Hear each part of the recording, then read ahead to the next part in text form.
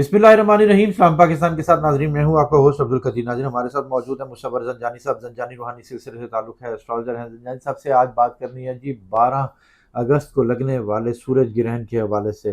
ये सूरज ग्रहण होता तो कईयों के लिए ख़तरनाक है, इसमें एहतियात की भी ज़रूरत है। और इस टाइम पे ख़ास तौर पे जो जादू करने वाले लोग होते हैं वो एक्टिव हो जाते हैं। और वो अगर जादू करेंगे तो वो किन किन बरूज पर ये असर होगा और किन पर काला जादू हो सकता है, ये ज़ंजानी साहब से पूछेंगे। कितने बरूज हैं वो ज़ंजानी साहब ही बताएंगे कि जी कितने बरूज पर काला जादू हो सकता है, ख़ास तौर पे ख़वातीन पर, क्योंकि उनका ऑरा कमज़ोर होता है जिसकी वजह से वो ज़्यादा उनके ऊपर ये असर अंदाज करता है। ज़ंजानी साहब से ही पूछते हैं। अस्सलाम वालेकुम सर। वालेकुम अस्सलाम। कैसे हैं सर? मैं बिल्कुल ठीक, भट्टी साहब आप खैरियत से सही हैं? अल्हम्दुलिल्लाह सर। सर ये जो सूरज ग्रहण का जो टाइम होता है, हाँ जी, इसमें इस तरह की चीज़ें क्यों ज़्यादा होती हैं? ठीक है, बिल्कुल मैं वो बताता हूँ, लेकिन पहले तो आप मुझे ये बताएँ कि आपको किसने बताया कि ख़वातीन का ऑरा कमज़ोर होता है? सर ये मैंने पढ़ा है। अच्छा, पढ़ा आपने, फिर ठीक है। क्योंकि बेसिकली तौर के ऊपर ग्रहण में इस तरह की वैसे चीज़ें यही इस बातें वजह से। आपने भी मुझे बताई हुई हैं कि हाँ, मैं ख़वातीन तभी का पूछ रहा हूँ ना कि वो आपको हाँ, किसने बताया आपने भी है? बताया हुआ है मुझे। लेकिन उसकी रीज़न भी होनी चाहिए ना कि क्यों अच्छा। कमज़ोर होता है। अब बेसिकली तौर के ऊपर हम ये देखें कि ग्रहण में इस तरह की चीज़ें क्यों एक्टिव हो जाती हैं। हुँ, क्योंकि हमारी जो दुनिया के ऊपर जितने भी इंसान बस रहे हैं, नबातात हैं, पौधे हैं, हशरातुल अर्ज़ हैं, जितने भी लोग हैं, पूरी दुनिया में किसी भी खत्ते पे, किसी भी टाइम पर, जब भी आप ये देखें कि जो चीज़ आपको न्यूट्रलाइज़ कर रही है, हुँ, आपकी बॉडी को या एनर्जी प्रोवाइड कर रही है, या ज़मीन के ऊपर रहने वाली जानदार को एक्टिवेट कर रही है। अब वो एक्टिवेट किस तरह करती है? वो करती है सूरज की शुआएँ। ठीक है। अब सूरज की शुआएँ हों या चाँद की रेज़ हों, आपने इवन के बहुत ये देखा होगा कि लोगों ने अगर अपने बिस्तरों में, कपड़ों में, अपनी बहुत सारी चीज़ों में, इवन अपने मैट्रेसेस में, अपने पुराने कपड़ों में, पुरानी चीज़ों में, जब उन्होंने नेगेटिव एनर्जी को किसी तौर के ऊपर ख़त्म करना होता है, तो वो आपको खुली जगहों के ऊपर या छतों के ऊपर या धूप के लिए निकला देते हैं कि इसको धूप के नीचे रखें। इवन के मेडिकल साइंस भी अब इस चीज़ को कहती है कि आप जब भी सुबह उठते हैं, तो आपके कमरे में जहाँ पे डायरेक्ट रोशनी आ रही है, हाँ, आप अपने बिस्तर को फ़ौरी तौर के ऊपर जो है वो फ़ोल्ड मत करें। हाँ, क्योंकि आपके बिस्तर में भी बहुत सारे बैक्टीरियाज़ मौजूद होते हैं, हाँ। जो आपको नज़र नहीं आ रहे होते। बिल्कुल, हम जब सर्दियों में पुराने कपड़े भी हाँ, निकलवाते हैं, बिल्कुल, निकालते हैं तो उनको पहले धूप उनको लगवाते भी हैं। धूप लगवाते हैं। हाँ, बेसिकली तौर के ऊपर बहुत सारी ऐसी नेगेटिव एनर्जीज़ होती हैं, या बहुत सारे अमूमी तौर के ऊपर ऐसे लोग जो कि अपने अमूमी कपड़े मिक्स करके लटका देते हैं किसी जगह पे, या फिर जो है वो मिक्स करके वॉशरूम्स में भी बहुत सारे लोग इवन उसको हैंग कर देते हैं। तो जो नेगेटिव एनर्जीज़ या नेगेटिव वेव्स ट्रैवल कर रही होती हैं, वो कहीं न कहीं पे आपके पहनने वाले कपड़ों में, आपकी इस्तेमाल करने वाली चीज़ों में ठीक है। एब्ज़ॉर्ब हो जाती हैं। अब उस चीज़ को जो एब्ज़ॉर्ब करके उसको जो न्यूट्रलाइज़ करने का अमल है, वो कुदरती तौर के ऊपर सूरज करता है। अच्छा, सूरज की जो सनलाइट है, वो आपके कपड़ों में, आपकी बॉडी में, आपके ऑरा में, फिर आपकी इर्द-गिर्द जितनी भी चीज़ें आप लोग यूज़ कर रहे हैं, वहाँ की जितनी नेगेटिव एनर्जीज़ हैं, उसको वो किसी तौर पे ख़त्म करता है।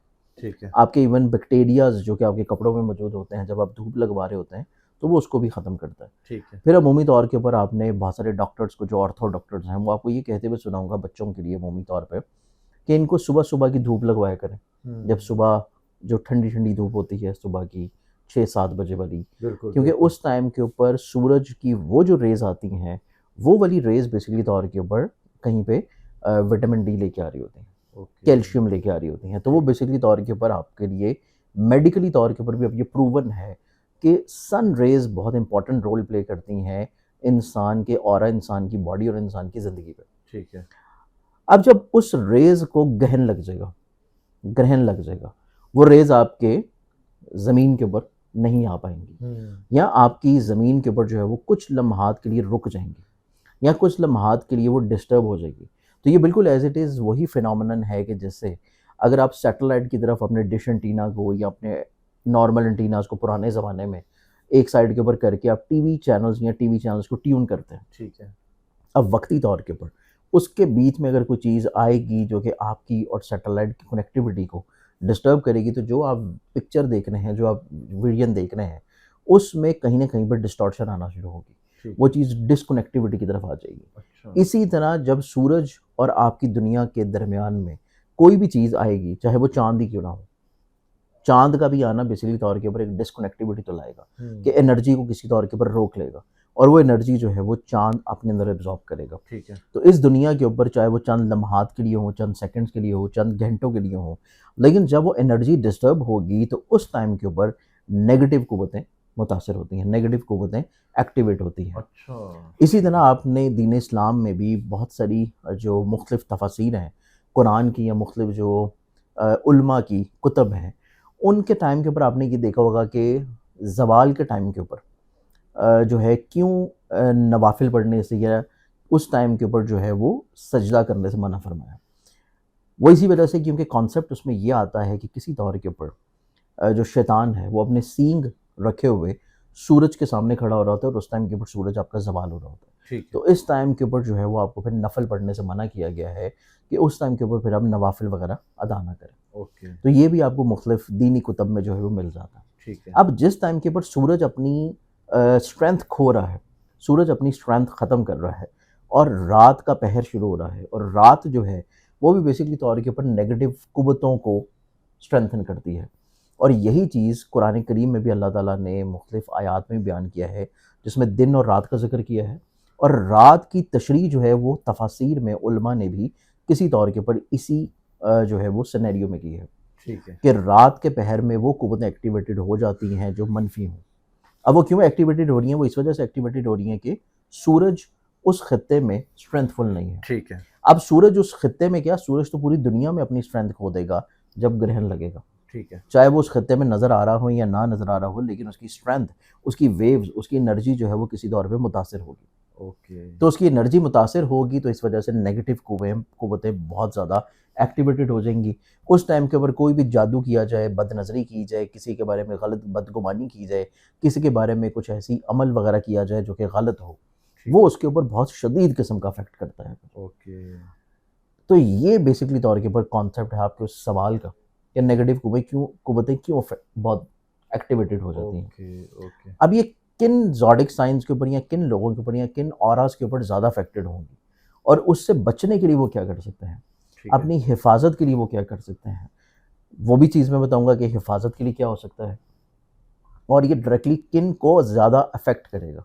ठीक है। वैसे करना तो इसने सबको ही अफेक्टेड है, चाहे उसका ज़ोडिक साइन कोई भी हो। सबसे ज़्यादा किसको? सबसे ज़्यादा ये करेगा फिर 9 ज़ोडिक साइंस को।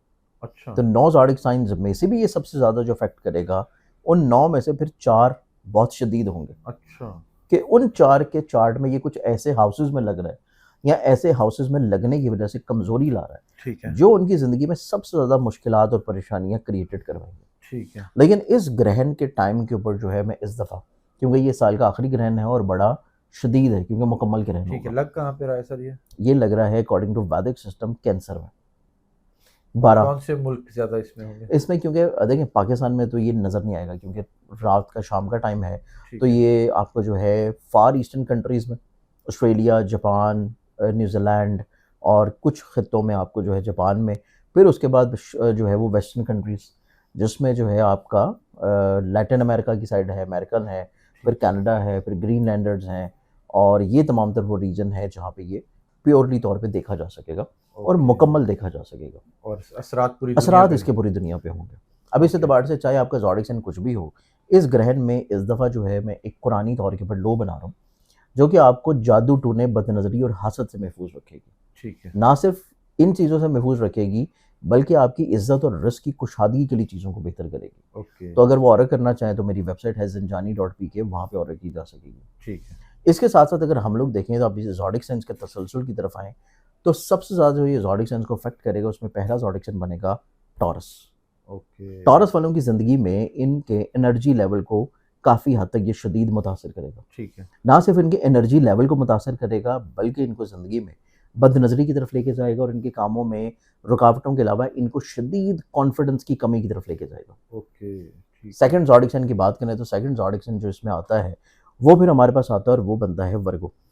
वर्गन्स वालों को देखा जाए तो वर्गन्स वालों की ज़िंदगी में बेसिकली तौर के ऊपर जो ये ग्रहण लग रहा है, ये ग्रहण इनकी ज़िंदगी में शदीद तौर के ऊपर इनके ना सिर्फ कॉन्फिडेंस को मुतासिर करेगा, बल्कि लोगों के साथ इनकी काफ़ी हद तक मरासम को डिस्टर्ब करेगा।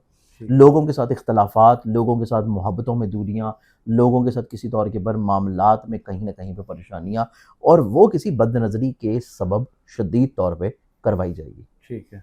तीसरा ज़ोडिक साइन जो है वो इसमें फिर बनता है और वो आता है स्कॉर्पियो। ओके। स्कॉर्पियंस वाले भी इस टाइम से बहुत शदीद किस्म के मुतासिर नज़र आएंगे।